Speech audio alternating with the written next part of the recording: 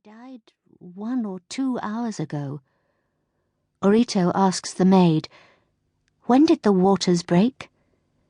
The maid is still mute with astonishment at hearing a foreign language. "Yesterday morning during the hour of the dragon," says the stony-voiced housekeeper. "Our lady entered labour soon after." "And when was the last time that the baby kicked?" "The last kick would have been around noon today."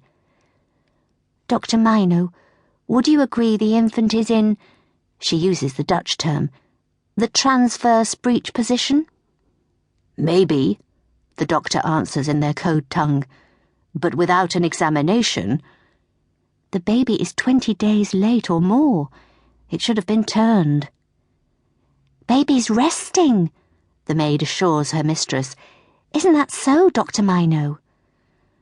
"What you say," the honest doctor wavers, "may well be true."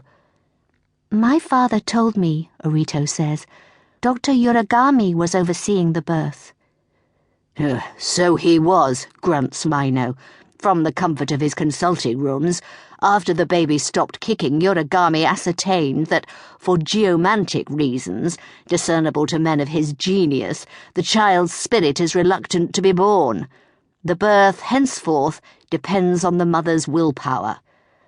The rogue," Mino needs not add, dares not bruise his reputation by presiding over the stillbirth of such an estimable man's child. Chamberlain Tomine then persuaded the magistrate to summon me. When I saw the arm, I recalled your doctor of Scotland and requested your help." "My father and I are both deeply honoured by your trust," says Orito. "And I curse Yuragami," she thinks, "for his lethal unwillingness to lose face."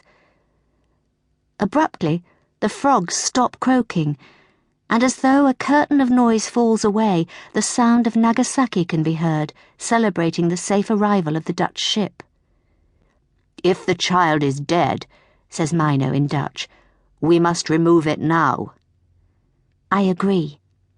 Orito asks the housekeeper for warm water and strips of linen, and uncorks a bottle of Leiden salts under the concubine's nose to win her a few moments' lucidity. "Miss Kawasemi, we are going to deliver your child in the next few minutes. First, may I feel inside you?" The concubine is seized by the next contraction and loses her ability to answer. Warm water is delivered in 2 copper pans as the agony subsides. "We should confess," Dr. Mino proposes to Orito in Dutch, "the baby is dead. Then amputate the arm to deliver the body."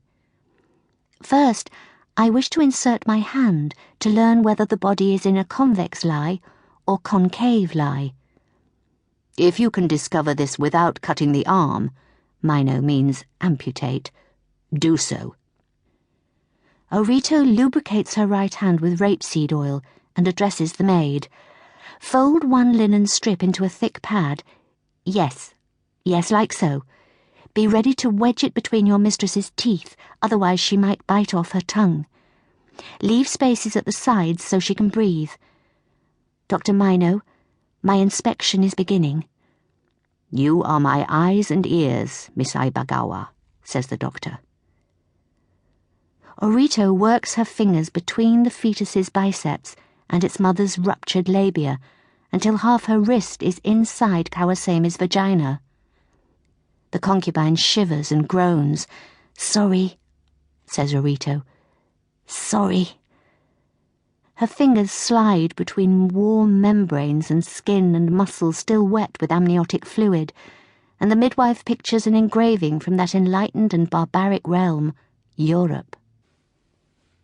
"If the transverse lie is convex," recalls Orito, "where the fetus's spine is arched backwards so acutely that its head appears between its shins, like a Chinese acrobat, she must amputate the fetus's arm, dismember its corpse with toothed forceps, and extract it piece by grisly piece. Dr. Smelly warns that any remnant left in the womb will fester and may kill the mother. If the transverse lie is concave, however, Orito has read, where the fetus's knees are pressed against its chest,